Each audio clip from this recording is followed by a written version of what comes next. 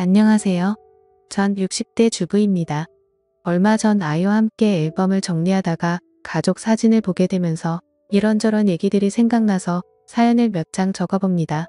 사실 이 얘기는 저의 아이들도 그리고 남편도 모르고 저만 가슴속에 품고 살았던 얘기라서 조심스럽기도 하지만 언젠가 한 번쯤은 누군가에게 꼭 하고 싶은 얘기였기에 용기를 내봅니다. 어린 시절부터 제 인생은 막말로 진짜 뭐 같았습니다. 부모가 저를 버린 건지 아니면 돈을 벌러 떠난 건지 정확한 이유도 모른 채 교회 목사님 손에서 자랐습니다. 감사하게도 목사님은 저를 중학생이 될 때까지 돌봐주셨고 목사님의 자녀가 태어나면서 저는 고아원으로 보내졌습니다. 이렇게 성인이 되기 전까지 고아원에서 지냈고 20살이 될 무렵 저는 최소한의 퇴소 비용을 받아 고아원을 나오게 됐습니다. 제가 공부 욕심이 많았다 보니 대학은 꼭 가고 싶었는데 낮에는 돈을 벌어야 하니 선택지는 야간 대학뿐이었습니다. 결국 낮에는 공장에서 일하고 밤에는 대학을 다니면서 겨우 대학을 졸업했고 그 뒤엔 반도체 공장으로 옮겨서 3교대 근무를 했습니다. 그런데 이렇게 살다가는 죽도 밥도 안 될 것 같아서 공장을 관두고 큰맘 먹고 공무원 시험 준비를 시작했습니다. 다행히도 3년 동안 공무원 시험을 준비해서 30이라는 늦은 나이에 공무원 시험에 합격할 수 있었습니다. 다른 친구들은 결혼을 하고 아이를 낳고 가정을 꾸릴 때 전막 사회생활을 시작하려 했는데 혼자 지쳐진다는 생각이 들었지만 힘들게 시험에 붙었으니 무슨 일이 있어도 퇴직하기 전까진 일을 하려고 했죠. 저는 한 지역의 시청에서 근무했는데 시민들의 민원을 처리해주는 부서에 처음 발령을 받았습니다. 안 그래도 소심하고 낯을 많이 가리는 성격인데 사람들을 상대하려니 너무 힘이 들더라고요. 일하는 내내 두통에 시달렸고 퇴근을 하면 즐거운 게 아니라 다음날 출근할 생각에 불안 증세가 몰려와서 손이 떨리고 밤에 잠을 이루지 못했습니다. 안 그래도 소심하고 낯을 많이 가리는 성격인데 퇴근을 하면 즐거운 게 아니라 손이 떨리고 그러더 어느 날 민원 처리를 하고 있는데 한 남자가 서류를 들고 와서 몇 가지 문의를 해왔습니다. 그 남자의 물음에 답을 해주는데 갑자기 정신이 몽롱해지면서 잠이 오는 겁니다. 그렇게 전 그 자리에서 쓰러졌고 눈을 떠보니 병실에 누워 있었습니다. 그런데 제 앞에는 낯선 남자가 서 있는 겁니다. 정신을 차리고 자리에서 일어나려고 하니 지금 일어나실 수 있겠어요? 좀 더 쉬셔야 할 것 같은데라고 하며 저를 일으켜주는데 낯선 남자의 터치가 조금 불편해서 제가 몸을 뒤척이니 좀 더 쉬셔야 할 것 같은데 이 제가 몸을 뒤척이다. 아 죄송합니다. 저 누군지 모르시겠죠? 저 아까 시청에서 서류를 떼려고 갔는데 갑자기 제 앞에서 쓰러지시는 바람에 우선 놀라서 제가 응급차 타고 같이 왔어요. 직원분들이 올 상황이 아닌 것 같아서 라고 자기 길을 소개하더라고요. 저는 감사한 마음에 퇴원 처리를 하고 그분에게 연락처를 물었습니다. 그래도 저 도와주신 분인데 식사 대접이라도 해야 할 것 같아서요. 그리고 일주일 뒤 그 남자와 저녁 식사를 하는데 사람이 너무 자상하고 괜찮더라고요. 그 남자는 아버지와 함께 작은 사업을 하는 남자였는데 겉모습만 봐도 저와는 너무 다른 세계에 사는 사람 같았습니다. 깔끔한 스타일의 옷도 유명 브랜드를 입고 다니고 누가 봐도 곱게 자란 티가 났죠. 몇 번 만나면서 저는 그 남자에게 호감을 느꼈지만 만나면 만날수록 욕심을 내면 안 될 것 같다는 생각이 들더라고요. 전 친인척 하나 없고 부모도 없는 고아원 출신의 재산이라고는 제가 월급 봐서 모은 돈이 전부였으니까요. 이제 겨우 시험에 붙어서 작은 원룸 하나 마련하기까지 너무 오랜 시간이 걸려서 그런지 그 멋진 남자 앞에만 있으면 제가 너무 작아지는 느낌이 들었습니다. 하지만 그 남자와 한 달 정도 만나면서 몇 번이나 헤어지자고 얘기하려 했지만 도저히 용기가 나지 않았습니다. 그런데 하루는 남자가 집업 일하면서 잠깐 나와달라고 하더라고요. 남자는 차 안에서 저를 기다리고 있었는데 제가 차에 타자마자 저에게 입을 맞추더니 정식으로 연인이 되고 싶다고 하는 겁니다. 전 그 얘기를 듣고 펑펑 울어버렸습니다. 나같이 볼품없는 사람을 사랑해주는 사람이 나타나니 괜스레 눈물이 나더라고요. 전 그렇게 그 남자를 받아주기로 했고 1년 연애 끝에 저희 두 사람은 결혼을 약속했습니다. 저야 부모님이 안 계셔서 저만 좋으면 결혼을 할 수 있었지만 문제는 남자의 어머니였습니다. 결혼을 반대하는 이유는 단지 제가 고아라는 것 때문이었습니다. 어머님을 이해 못하는 건 아니었지만 고아가 된 게 제 탓도 아니고 저만 놔보지도 않겠다고 하시니 솔직히 억울하긴 하더라고요. 하지만 아버지는 달랐습니다. 오히려 제가 고아로 자랐는데 혼자 공부해서 공무원까지 됐다고 하니 따구가 있어 보인다며 저를 먼저 만나보고 싶다고 하셨다는 겁니다. 이렇게 아버님과 처음으로 식사 자리가 마련됐고 저를 보며 환하게 웃어주셨던 미소가 아직도 생각이 납니다. 거기에 술이 한 잔 들어가니 저도 마음이 편해지고 아버님께서 저에게 도마를 놓으시니 마치 이 결혼을 정말 허락받은 것 같은 생각이 들었습니다. 아버님이 잘해주시니 저도 그만큼 해드리려고 정말 많이 노력했습니다. 결혼하기도 전이었지만 먼저 연락도 드리고 선물도 드리고 단둘이 만나서 식사도 하고 아버님은 그런 제가 정말 마음에 드셨는지 얼른 결혼식을 준비하라고 하시더라고요. 어머님은 자기한테 맡기라면서요. 결국 저희 두 사람은 아버님을 등에 업고 결혼식을 올릴 수 있었고 감사하게도 작은 신혼집까지 마련해 주셨습니다. 대신 조건이 있었습니다. 제가 몸이 많이 어약한 편이다 보니 아버님께서는 일을 관두고 남편은 애조하길 원하셨습니다. 대신 무슨 일이 생기면 본인에게 바로 얘기하고 책임까지 져주시겠다고 약속을 했지요. 저 말을 듣고 솔직히 고민을 안 했다면 거짓말입니다. 공무원이 되겠다고 고생한 3년이 주마등처럼 스쳐갔지만 저도 이제 남들처럼 가정이 생겼고 제 미래를 이 가족에게 바쳐도 괜찮을 것 같다는 생각이 들었습니다. 솔직히 남편 사업이 꽤 잘 되기도 했었고 적어도 돈 때문에 마음고생할 일은 없어 보였기 때문이죠.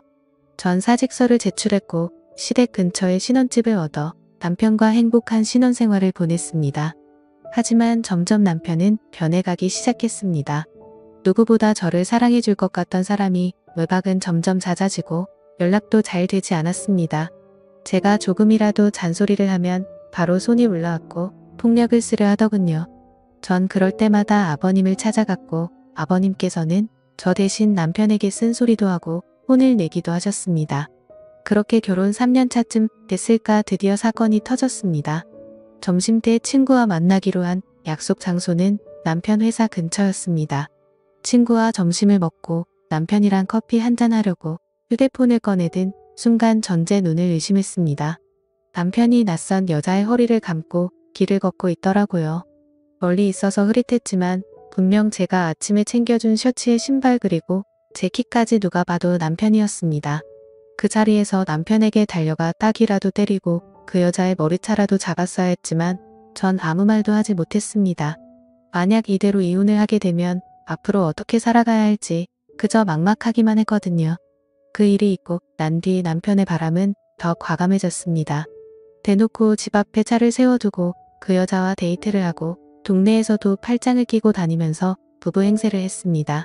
어찌나 유난들을 떨고 다녔는지 이미 동네에선 남편이 바람을 피고 있다는 소문이 파다할 정도였으니까요. 한 번은 동네에 부끄럽게 뭐하는 거야? 바람을 피려면 조용히 피던가 하고 먼저 한마디 던졌더니 황당하다는 듯 대답하더군요. 여자가 말이야 남편이 집에 오면 좀 살갑게 애교도 부리고 그래야지 목석처럼 앉아서 말 한마디 안 하는데 무슨 재미로 집에 오겠냐? 안 그래 저 말을 듣는데 기가 막히더군요. 마치 자기가 바람을 핀 이유가 저 때문이라는 것처럼 말을 하고는 문을 쾅 닫고 나가버렸습니다.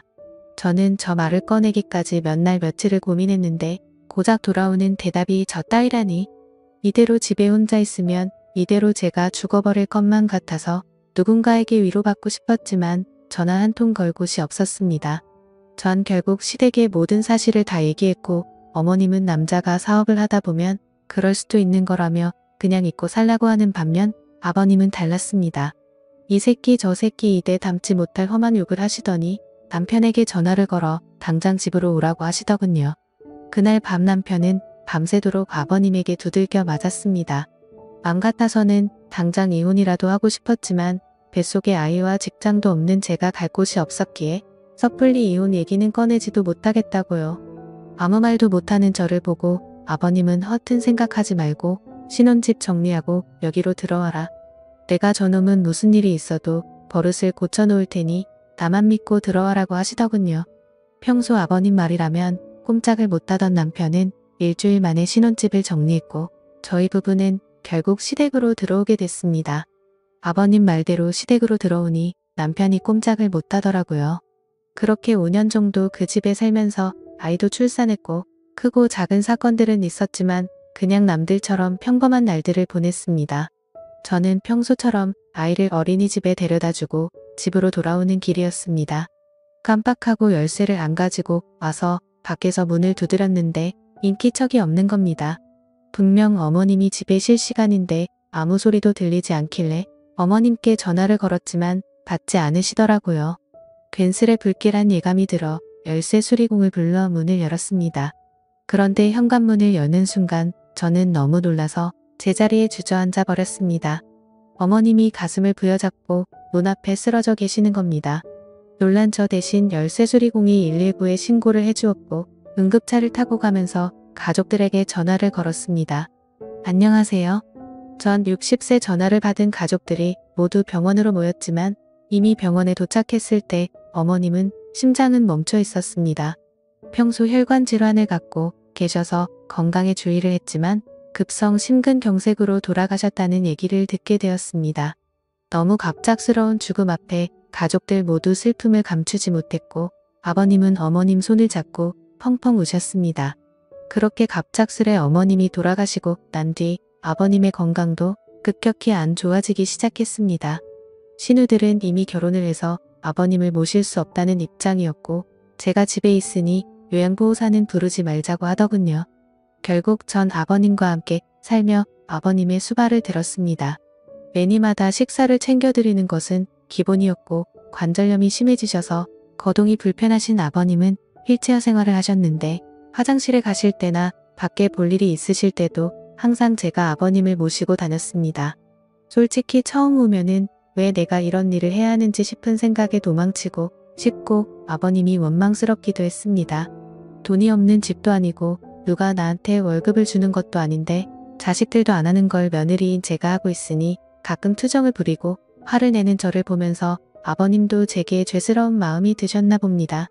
제가 짜증을 내도 아버님은 저에게 미안하다는 말을 달고 사셨습니다. 하루는 제발 요양원으로 보내달라 사정하시는데 저 때문인 것 같아서 눈물이 다 나더라고요. 결국 아버님께 제가 할 수 있을 때까진 모시겠다고 약속을 드렸죠. 그렇게 아버님을 모시고 산지 15년이라는 세월이 흘렀습니다.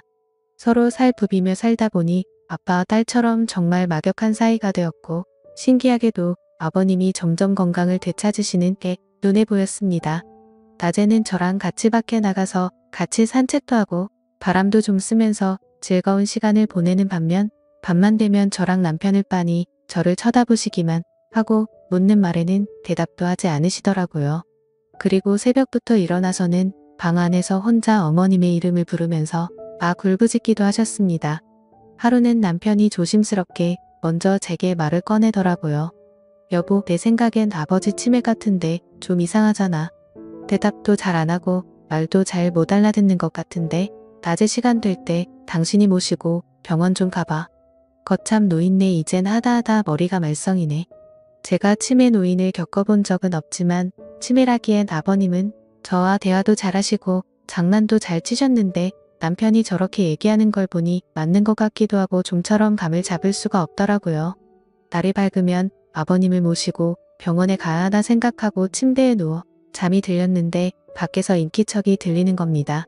남편은 제 옆에 누워 코를 골며 자고 있고 인기척이라면 아버님뿐인데 뭐가 필요하신가 싶어 밖에 나왔더니 후다닥 방으로 들어가시더라고요. 그 다음날도 또 다음날도 아버님은 밤마다 제 방 앞에서 서성이시다가 제가 나오면 다시 방으로 들어가셨습니다. 왜 저러시는 건지 궁금하면서도 별별 생각이 다 들더군요. 어머님이 일찍 돌아가신 후로 외로워서 저러시는 건지 뭐가 필요하신데 말을 못하시는 건지 저는 걱정스런 마음에 거실에서 아버님을 기다리기로 했습니다. 졸린 눈을 비비면서 아버님을 기다리고 있는데 새벽 1시가 넘어서야 아버님이 방에서 나오시더라고요. 그런데 이상하게도 저를 보고는 놀라지도 않으시는 겁니다. 제가 작은 목소리로 아버님 뭐 필요한 거 있으세요? 저한테 말씀하세요.